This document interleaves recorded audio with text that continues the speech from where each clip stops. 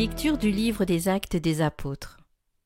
Avec Paul, de Troas, nous avons gagné le large et filé tout droit sur l'île de Samothrace. Puis, le lendemain, sur Néapolis, et ensuite sur Philippe, qui est une cité du premier district de Macédoine et une colonie romaine. Nous avons passé un certain temps dans cette ville, et, le jour du sabbat, nous avons franchi la porte pour rejoindre le bord de la rivière, où nous pensions trouver un lieu de prière. Nous nous sommes assis et nous avons parlé aux femmes qui s'étaient réunies. L'une d'elles, nommée Lydie, une négociante en étoffe de pourpre, originaire de la ville de Thyatire, et qui adorait le Dieu unique, écoutait. Le Seigneur lui ouvrit l'esprit pour la rendre attentive à ce que disait Paul. Quand elle fut baptisée, elle et tous les gens de sa maison, elle nous adressa cette invitation.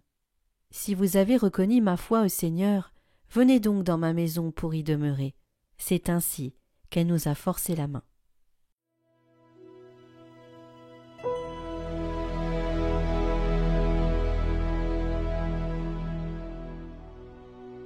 Le Seigneur aime son peuple. Chantez au Seigneur un chant nouveau. Louez-le dans l'assemblée de ses fidèles. En Israël, joie pour son Créateur. Dans Sion, allégresse pour son roi. Dansez à la louange de son nom. Jouez pour lui tambourins et cithars. Car le Seigneur aime son peuple. Il donne aux humbles l'éclat de la victoire. Que les fidèles exultent, glorieux, criant leur joie à l'heure du triomphe. Qu'ils proclament les éloges de Dieu. C'est la fierté de ses fidèles.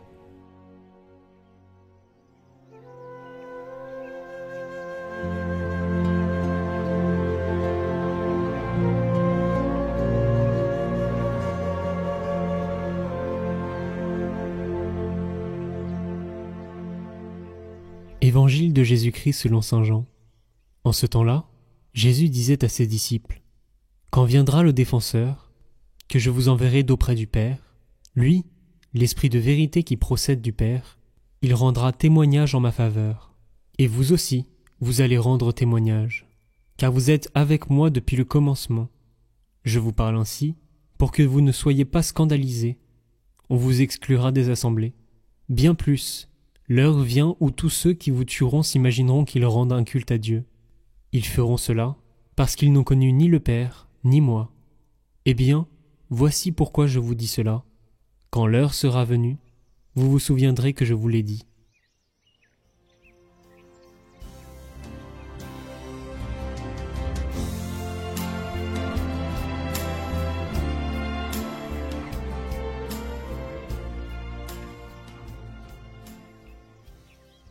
Commentaire de saint Grégoire le Grand.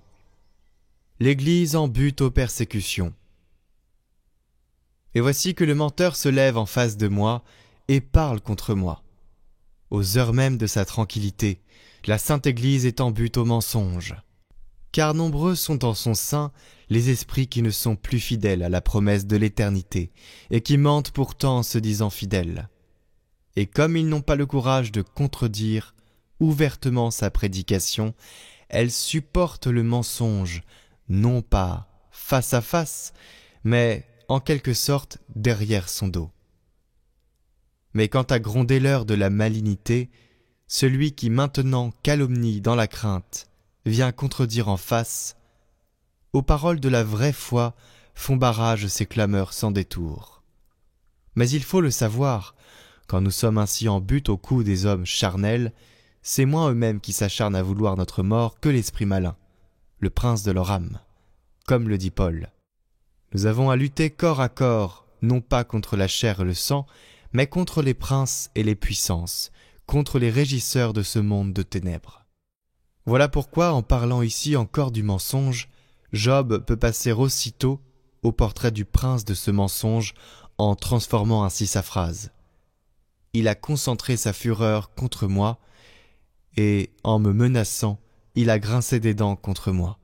Mon ennemi m'a regardé avec des yeux terribles. Que sont tous les injustes ? Ne sont-ils pas les membres du diable ? C'est donc lui qui fait par eux tout ce qu'en leur cœur il leur inspire de faire.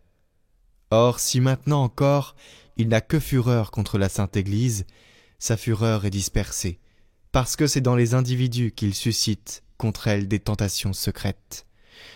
Mais le jour où il se déchaînera contre elle dans une persécution ouverte, il concentrera contre elle sa fureur, parce que pour l'abattre, il bandera tous les efforts de sa volonté.